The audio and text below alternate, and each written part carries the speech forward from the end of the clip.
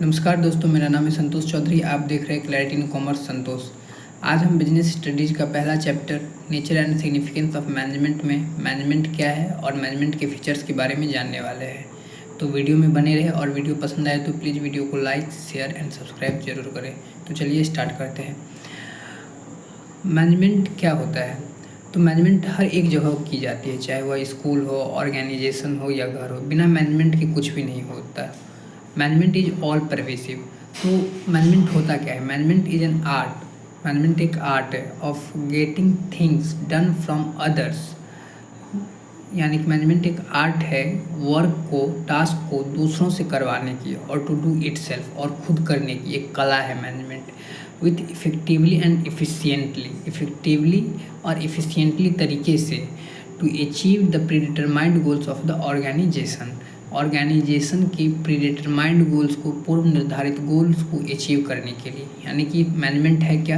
तो मैनेजमेंट एक आर्ट है जो कि किसी दूसरे और जो कि मैनेजमेंट किसी दूसरे व्यक्ति से या खुद से काम को करवाने की एक कला को हम मैनेजमेंट कहते हैं, जिसमें ऑर्गेनाइजेशन के पूर्व निर्धारित गोल्स को अचीव करने के लिए,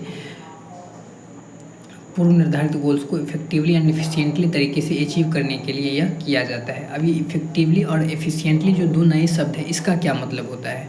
तो इफेक्टिवली एंड एफिशिएंटली, इफेक्टिवनेस या एफिशिएंसी भी हम इसे कह सकते हैं। इफेक्टिवनेस मतलब ऑन टाइम, जो टास्क है वह टाइम पे कंप्लीट हो। इससे कोई मतलब नहीं है कि कॉस्ट जो भी है। Effectiveness means the task is completed on the time no matter whatever is the cost. And efficiency यानी कि the work is completed on minimum cost. The work is completed at minimum cost with maximum output. यानी कि effectiveness यानी कि goals जो है time पे complete होना चाहिए, कॉस्ट जो भी हो मतलब नहीं है। और एफिशिएंसी मीन्स कॉस्ट कम होना चाहिए और आउटपुट मैक्सिमम होना चाहिए। तो एफिशिएंसी यानी कि मैनेजमेंट, इन शॉर्ट मैनेजमेंट है क्या? तो मैनेजमेंट एक प्रोसेस है।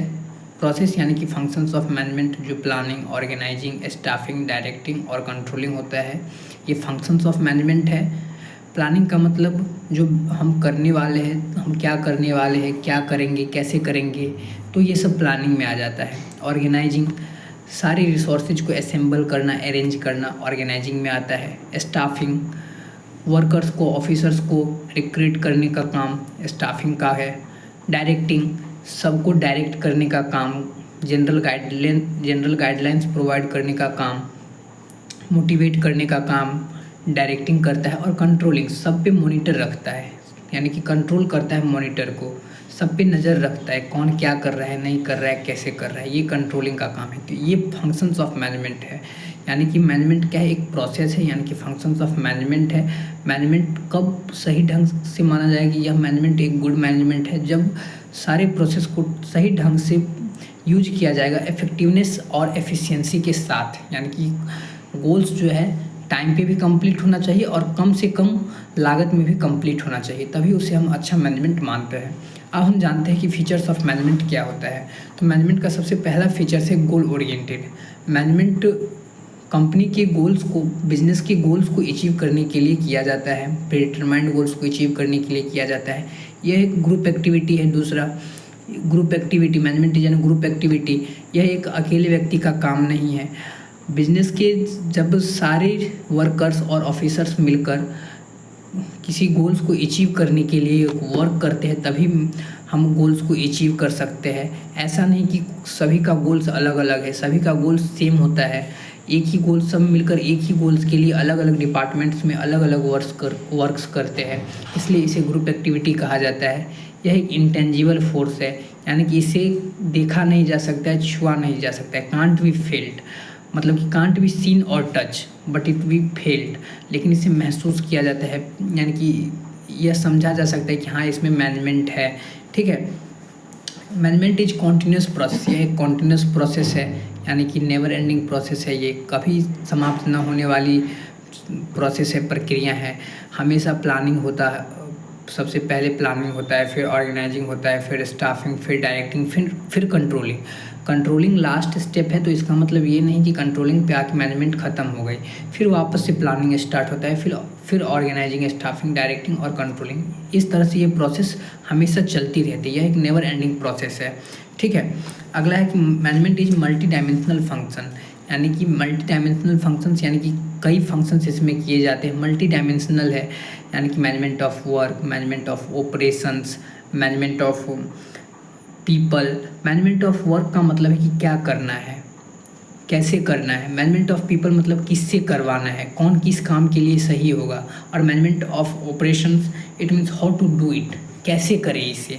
ठीक है, यह एक डायनेमिक नेचर का होता है मैनेजमेंट, यानी कि बदलते हुए माहौल में, बदलते हुए वातावरण में अपने आप को चेंज करना जानता है। रैपिड चेंजेज इन्वायरमेंट में अपने आप को यह चेंज करना जानता है कि कैसे बदलते हुए वातावरण के साथ बदलना है, जिससे कि गोल अचीव करने में आसानी मिले, शायद गोल आसानी से अचीव किया जा सके।